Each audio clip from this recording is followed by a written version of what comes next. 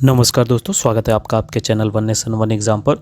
तो दोस्तों, इस वीडियो में हम लोग अधिगम अक्षमता या फिर अधिगम विकार को पढ़ेंगे, जिसे इंग्लिश में बोलते हैं लर्निंग डिसेबिलिटीज़। यानी जब बच्चे को सीखने में संघर्ष करना पड़ता है या फिर संघर्ष फेस करना पड़ता है, तो यह मुख्यतः 8 क्वेश्चन आपसे पूछे जाते हैं यूपी टेट में, और हर साल 1 से 2 क्वेश्चन जरूर पूछे जाते हैं इन्हीं 8 में से। ठीक है, तो अगर आप इन 8 को समझ लेते हैं तो आपको 1 या 2 नंबर प्राप्त हो जाएंगे। तो पहला देखते हैं डिसलेक्सिया।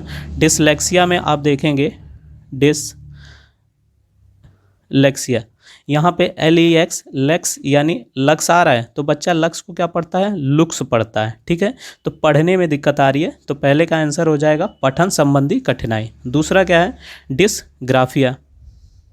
डिसग्राफिया में यहाँ ग्राफ आ रहा है, तो कोई भी आपको ग्राफ बनाना है तो आप पेन की मदद से उसको लिख के ही तो बनाएंगे। तो दूसरा हो गया लेखन संबंधी कठिनाई। ठीक है, फिर तीसरा देखते हैं डिसकैलकुलिया। कैलकुलिया में कैलकुलेशन आ रहा है, तो कैलकुलेशन आप किस में करते हैं, गणित में ही तो करते हैं। तो तीसरा हो गया गणित संबंधी कठिनाई। चौथा है अफेजिया। ठीक है, फेजिया में यहाँ पे आप देखेंगे PH आ रहा है। ठीक है, PH आ रहा है, तो PH से आपको याद रखना है PH फज, या फिर आप याद कर सकते हैं फज, यानी फंस रहा है, बच्चा बोलने में फंस रहा है। या फिर PH जो होती है वो छोटी इकाई होती है, जैसे फोनीम होता है, फोनेटिक होता है। आप या फिर आप याद कर सकते हैं PH से फ़ोन होता है, तो आपको फ़ोन पे बात करने के लिए क्या आना चाहिए, भाषा में कौशल होना चाहिए। तो यहाँ पे A लगा है, यानी भाषा संबंधित आपको कठिनाई है। ठीक है, अगला है अलेक्सिया। अलेक्सिया में भी फिर से आप देख पाएंगे LEX यानी लक्स आ रहा है, तो बच्चा लक्स को क्या पढ़ता है, लुक्स पढ़ता है। ठीक है, पहला और पांचवा सेम ही है, लेकिन पांचवे में क्या है, मस्तिष्क में क्षति के कारण यह पांचवा होता है। अगला है अप्रेक्सिया। अप्रेक्सिया में आप देखेंगे PRA यानी प्रैक्टिस आ रहा है, प्रेक्सिया प्रैक्टिस आ रहा है, तो आपको फिजिकल एक्टिविटीज़ की प्रैक्टिस करने में समस्या आ रही है, यानी यह गामक कौशल संबंधी कठिनाई होता है, जिसमें 2 टाइप्स के होते हैं। एक होता है फाइन, जिसमें छोटे अंगों का इस्तेमाल होता है, जैसे बुनाई करना हो गया या लिखते समय हो गया।